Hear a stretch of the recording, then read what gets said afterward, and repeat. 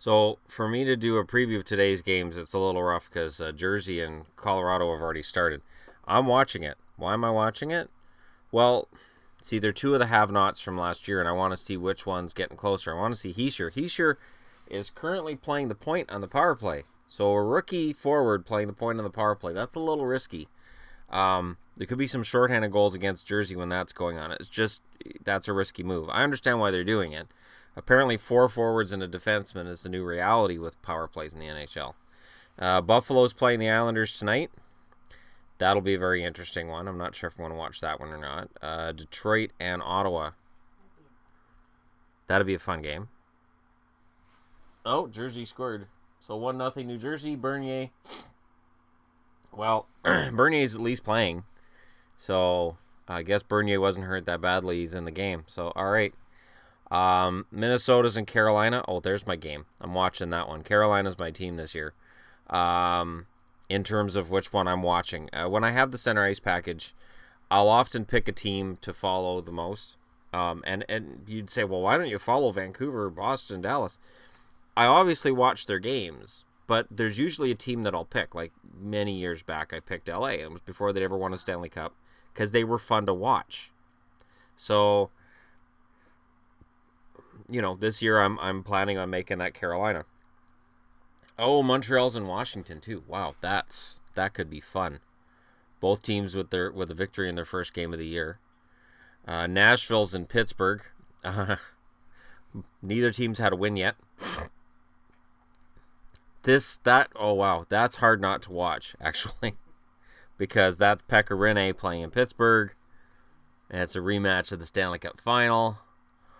The Rangers are in Toronto. I'm picking that one as my upset of the night. Looking at it, I wouldn't be surprised if the Rangers win that. It's Toronto's first home game. They're coming off the 7-2 win over Winnipeg. There's a lot of hype. There's a lot of pressure, and a lot of young kids in Toronto. I wouldn't be surprised if the Rangers win that one. Tampa's in Florida in a home and home. Florida should win that. I mean, as I said yesterday, they need that rivalry to be a rivalry. So Florida's got to show up for that and win it. Dallas, coming off the loss at home against Vegas, now gets to play in St. Louis tonight. If St. Louis wins, Dallas is going to be nervous. And St. Louis could very well win that game. Columbus and Chicago. Oh, wow. There's so many good games tonight. Because that's Brendan Saad against Artemi Panarin. So that'll be fun. And both teams are coming off of very dominant performances in their wins to start the season. Vegas now plays in Arizona. So after beating Dallas, they move on and now they're playing in Arizona. And Arizona had a lead against Anaheim. They lost that lead. They lost that game. Now they're home against Vegas.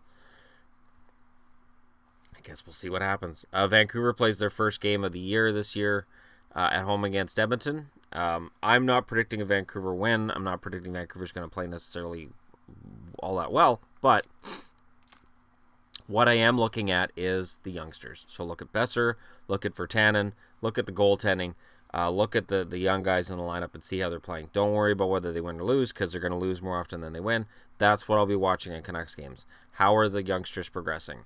How is the defense playing, and how is that goaltending? How can it hold up over an 82-game schedule? I don't care about wins and losses because they're not going to make the playoffs anyways. Philly's in Anaheim, so ending off the California trip. If Philly can win this one, that's huge. If you can come out of California with 2 wins in 3 games, you're happy. So that'll be a good game. I think that'll be a very physical game. Winnipeg's in Calgary. 2 Canadian teams that are under pressure to make improvements this year are Calgary and Winnipeg. Toronto, I don't think there's pressure necessarily to get a lot better. Edmonton doesn't need to get a lot better. Montreal doesn't need to get a lot, but Winnipeg and Calgary do. Because of changes made in Calgary, there's an expectation the defense is going to be better, and the goaltending is going to be better. Winnipeg's goaltending is supposed to be better. Defense is supposed to be better too, although I'm not sold on Kulikov. I'm just throwing that out there. But Winnipeg and Calgary are both supposed to improve, and Winnipeg may have a chance to move up if one of the teams ahead of them moves down. So we'll see how that turns out for them, but I do wish them well, and I'll probably be watching that one. But, of course, we've got the Vancouver-Winnipeg, Vancouver-Ottawa, too many teams, Shannon.